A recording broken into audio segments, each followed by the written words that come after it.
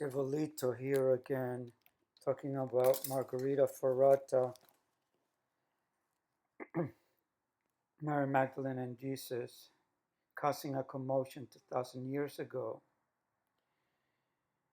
This is part 2. And so, in the times of Jesus, Jerusalem was a bustling town and Judea an important and thriving port station in the Mediterranean. Herod the Great, merchants, and other important well-to-do people depended on the important port cities of Roman Judea to get their coveted merchandise and treasure. As merchant ships came and went with the latest wares of the empire. And so, and they used to bring stuff also from other foreign lands far away from Palestine. And so Jesus used this characteristic of the Holy Land at the time to explain his parables, including the parable of the pearl of great price and the divine feminine, represented by Mary Magdalene. At this point, you might be wondering and asking yourself, what does the divine feminine have to do with the pearl of great price and in turn with Mary Magdalene? Well, actually, a lot. Not only is the pearl of great price representative of the divine feminine, but also of wisdom, which is like a pearl. It can only be acquired through human life and experience and the trials and tribulations life brings with it. It happens that pearls were known in the ancient world and also in Palestine and coveted by those in high positions. As a fisherman and man of the sea, Jesus knew about pearls and how they were traded for Roman currency in the ports of Palestine.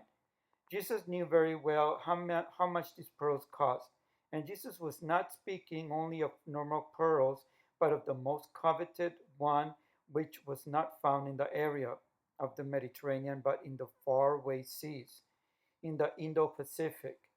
This pearl is called the Pinctada Margarita Ferata, or the black pearl. This point is very important. The Pinctada Margarita Ferrata is the black pearl. That tells you a lot about who Mary Magdalene was. Therefore, Jesus used the singular pearl, the Pinctada Margarita Ferrata, as an example for that pearl of great price in his parable. What is most striking and interesting about this pearl is not only how difficult it is to find, but also its name, which is unique and rich in symbolism, a name that also describes Mary Magdalene perfectly, as in the Pinctada one.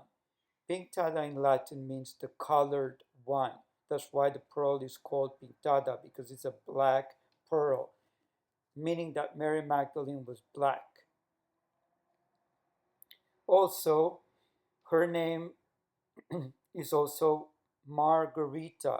That's a name of Persian origin, Latinized, and is divided into two words. Mar, which is the root word for Maria, which is based on the Latin word mar or ocean, and Garita, which is a Castilian word based on Latin, which is still used today to describe a tower, just as Magdalene means.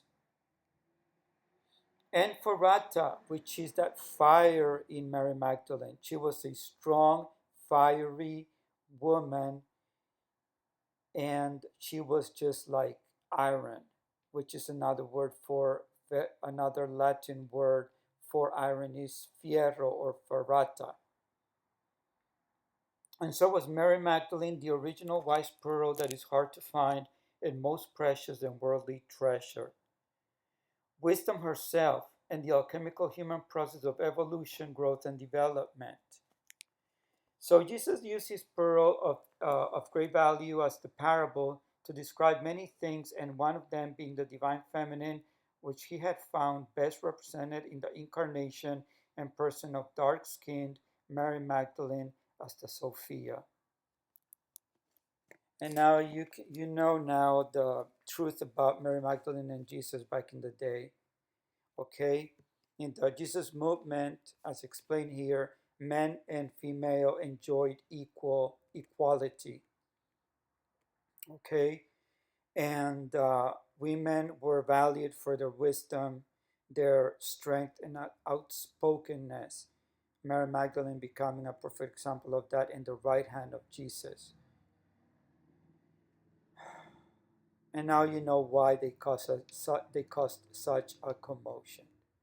Thank you very much. Sincerely, Mary Magdalene.